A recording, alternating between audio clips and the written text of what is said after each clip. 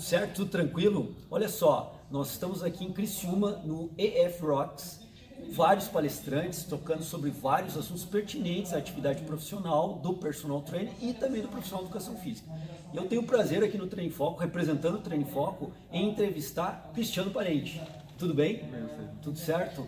E nós vamos trocar uma ideia aqui, principalmente... Bom, antes disso, gostaria que tu te apresentasse para a galera e comentasse assim, a tua carreira nos últimos anos, que eu acho que é de bastante interesse pessoal, né? Bom, meu nome é Cristiano Parente, eu sou personal trainer. Em São Paulo a gente tem 3 graduações dentro da universidade, que é o bacharel em Educação Física, a licenciatura em Educação Física e o bacharel em Esporte. Eu tenho essas 3 graduações e tenho 6 especializações. Sou dono de academia, trabalho com bastante gente ensinando, dando cursos no mundo inteiro. Em 2014 eu ganhei um prêmio que eles chamam de melhor treinador do mundo. Eu não gosto desse nome, mas é um prêmio que eles criaram, o Conselho Americano de Exercício, Life Fitness, entidades mundiais de atividade física, criaram esse prêmio pensando em encontrar treinadores que fossem capazes de vender atividade física para as pessoas que estão fora, para as pessoas que não gostam do exercício. Os números da atividade física eles ainda são muito pequenos, né, em relação à quantidade de pessoas que faz regularmente atividade física. A quantidade de pessoas que experimenta é uma coisa, né? Mas a que faz regularmente, que consegue ter algum ganho com isso, é um número pequeno. E a ideia deles era exatamente entender por que a gente não conseguia vender para os outros, né? E, enfim, eu participei desse prêmio nos Estados Unidos, tinha 1.700 treinadores de 43 países diferentes. E eu ganhei entre aspas, né, o título lá de melhor treinador do mundo, porque eu tenho uma abordagem exatamente voltada para esse público. Eu gosto de vender atividade física para o cara que não gosta de atividade física. Eu acho que é bem mais difícil você trabalhar com esse público, ele é mais desafiador. Eu falo que pegar o cara que bate na porta da academia e fala assim, eu consegui um aluno, isso é fácil, isso qualquer um faz. O cara já saiu de casa decidido a comprar. Agora eu quero ver convencer o cara que não pensava em fazer isso e falar eu não gosto, eu não quero, né? Então eu comecei a estudar muito esse lado mais humano da atividade física. A educação física sempre foi muito biológica, né? Muito voltada para a questão biológica e está certo, né? Mas está certo até certo ponto, porque você tem que pensar que o ser humano ele é integrado, não existe a separação corpo e mente, né? Hoje a gente sabe que a fisiologia ela sofre grande influência de aspectos psicológicos, variações que eram antes consideradas apenas de desempenho, hoje não são de desempenho apenas biológico, são desempenho psicológico. Enfim, e aí desde então a gente criou uma certificação, que é uma certificação internacional, que ela já está em 17 países, com quase 14 mil personal trainers que fazem esses cursos, pensando também em como é que eles conseguem atingir esse futuro mercado, até porque o mercado natural da atividade física está saturado, né? As pessoas que procuram naturalmente são essas 4 ou 5% de pessoas, e a quantidade de treinadores que entra nesse mercado cada vez aumenta por ano, né? Então a gente está cada vez com o mesmo bolo dividindo entre mais gente. Talvez aí tu estás tocando num assunto desafio, talvez aí do personal, né? Que é prospectar aquele público que não bate a porta da academia, que foi o termo que tu usaste, né? E além de prospectar esse público, é reter também, uma vez ele num programa de atividade física, exercício, mantê-lo, né? Exato, essa é a grande dificuldade, né? Porque falar para as pessoas que elas precisam ser ativas e saudáveis, elas já sabem, né? E aí algumas vezes passa pela cabeça dela por algum motivo ou outro, porque alguém morre na família, porque o médico manda, porque está muito incomodado com o corpo e ir lá tentar. E o que acontece é que muitas tentaram já muitas vezes e pararam, né? Então tem um problema com o produto, né? O produto que a gente entrega, ele tem problemas. E foi exatamente nisso que eu comecei a trabalhar. Então, Tu diria que o problema aí é a sensibilização do público, nós não conseguimos sensibilizá-los, convencê-los, como tu falaste, ele sabe o que precisa fazer, mas não faz. Qual é o delay aí? Qual é o problema? O delay é o tipo de produto que a gente tem para entregar. A gente entrega algo que é incompatível com o que a gente fala para as pessoas. A gente fala muito sobre saúde e o nosso produto é voltado muito para a estética. Então as pessoas estão pensando numa coisa, elas até querem a estética, mas a gente não fala a verdade para eles. Essas pessoas vão treinar 2 ou 3 vezes por semana e com 2 ou 3 vezes por semana ninguém vai ficar forte, magro, sarado. A gente sabe disso. Só que os treinadores têm vergonha de falar isso, têm medo de falar isso porque acham que vão perder o cliente assim. É que eles não sabem abordar de verdade a pessoa pelos aspectos emocionais, entender sobre marketing, sobre comunicação, sobre programação neurolinguística, inclusive é o tema de hoje que a gente vai falar.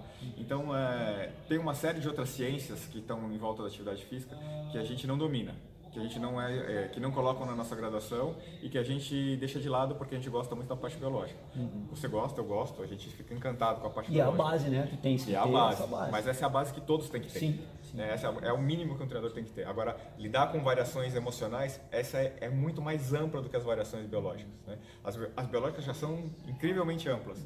Quando você pensa nas variações psicossociais, elas multiplicam por 50 vezes mais dificuldade. E são poucos os que têm coragem de estudar isso, de falar sobre isso, de criar produtos baseados nisso, né? São poucos. Só que, por outro lado, nesse mercado, tem 95% de pessoas, 96% de pessoas que estão aí esperando a gente criar alguma coisa para eles. Nós estamos entregando um produto, como tu falou, equivocado para aquele Exato. público, né? Não estamos, e aí talvez em sensibilizá-los não estão sendo capazes de fazer isso, né? E eu acho Nosso que poder de barganha está em desacordo, ruim. né? Claro. Eu acho que a gente até via um outro canal, a gente traz algumas pessoas para experimentar, mas não é o que eles precisam, não é o que eles querem, não é o que eles vão levar para casa, né? A gente vende uma coisa que eles não levam para casa. Diante desse desafio, Cris, que tu está falando, dessa situação, qual é a perspectiva que tu enxergas, né, para o personal trainer atual e a perspectiva futura? O que tu enxerga assim, dentro da realidade e o que tu gostaria que fosse? Olha, eu acho que o mercado, talvez o mercado de maior potencial seja o mercado de atividade física, porque de todas as áreas é uma das poucas que 100% das pessoas precisam, né? Todo mundo precisa desse produto, né? De atividade física, não necessariamente na academia, né? Precisam se mexer. Agora, a nossa capacidade de criar produtos ela é muito limitada. O professor de educação física, o profissional de educação física, eles são super criativos quando eles estão fora do ambiente de trabalho, mas quando eles entram no trabalho, eles são um dos mais quadrados que existem. Se eu perguntar para um cara na China agora para ele montar um treino de hipertrofia de peito, ele vai montar o mesmo que um cara no interior do Paraíba. Eu já ia te perguntar se isso é uma peculiaridade brasileira ou mundial. Então, tu já me respondeu dizer que na China, né, é uma situação mundial, assim, da atividade de treinamento personalizado. É uma situação mundial, que foi embutida até pela criação da profissão. O treinamento ele surgiu com base no militarismo, com regras, com muitas leis, entre aspas, em volta do que pode e do que não pode, de como deve e como não deve. Só que é totalmente incompatível com o conceito de ser humano. O ser humano é uma máquina que sofre influência de tantas variáveis que é praticamente impossível você determinar um único método, um único jeito que vai ser igual para todas as pessoas. As reações fisiológicas, biológicas, emocionais, sociais são absurdamente diferentes, né? E aí a gente fica com medo de pensar e pisar fora, até porque a gente não vai estudar, né? Então, quando você começa a entender um pouquinho mais dessas outras áreas, você começa a perceber que o caminho está errado. Por outro lado, né, a gente olha para fora e tem 96% de pessoas que precisam disso. Tu diria que o grande desafio é acertar o caminho, então? O desafio e a responsabilidade. A culpa dessas pessoas não estarem na atividade física é dos profissionais de educação física, que não oferecem um produto que seja compatível com o que elas querem. Legal. Olha só, pessoal, nós vamos aqui fechando, que até o Cris tem que ir agora logo na sequência, o próximo palestrante, não queremos roubar muito tempo dele, mas já deu para nós pegarmos alguma ideia dessa questão da globalização, de um produto inadequado, mal formatado, aliás, bem formatado, mas para um pequeno grupo de pessoas, para o grande grupo de pessoas não está numa formatação adequada. Claro. E esse, pelo que o Cris colocou para nós, parece ser um grande desafio e a grande responsabilidade do profissional de educação física. Né? Da profissão, da área como um todo. Exato. Só para a gente fechar aqui, Cris, vai falar hoje sobre gatilhos mentais, é isso? Né? Exato. Pensamos exatamente nessa área, assim, né? A comunicação, ela é essencial nas ciências humanas, nas ciências de relações e nas ciências de mudança de comportamento, né? Como a gente coloca as coisas para as pessoas, o que a gente fala, tal, elas vão chegar nas pessoas de jeitos diferentes. Você entender como o cérebro reage a determinadas situações, como ele funciona para pensar, para entender, para criar respostas, para criar hábitos, é essencial para você pensar em atingir esse outro público, né? E a programação neurolinguística ela está aí para ajudar bastante nisso. Né? Legal. Quando você começa a estudar esses gatilhos mentais, você entende por que algumas coisas funcionam e outras não. Vai tentar mexer um pouco a cabeça do pessoal que está aí, então, no caminho certo, no nosso desafio, né? Exato. Tentar provocar eles um pouquinho. Oh, legal, legal. Cris, olha só, muito obrigado, prazer em te conhecer, tá? Te admiro demais o teu trabalho que tu vem fazendo aí. E agradeço demais aqui por ter participado conosco e ajudado o pessoal do Treino em Foco que acompanha o canal aqui. Show de bola, excelente. Valeu. Parabéns pelo trabalho. Valeu, te agradeço. Obrigado, tá? Obrigado. Valeu, galera. Um abraço e fica aí as sugestões, né, as colocações do Cristiano Parente. Um abraço.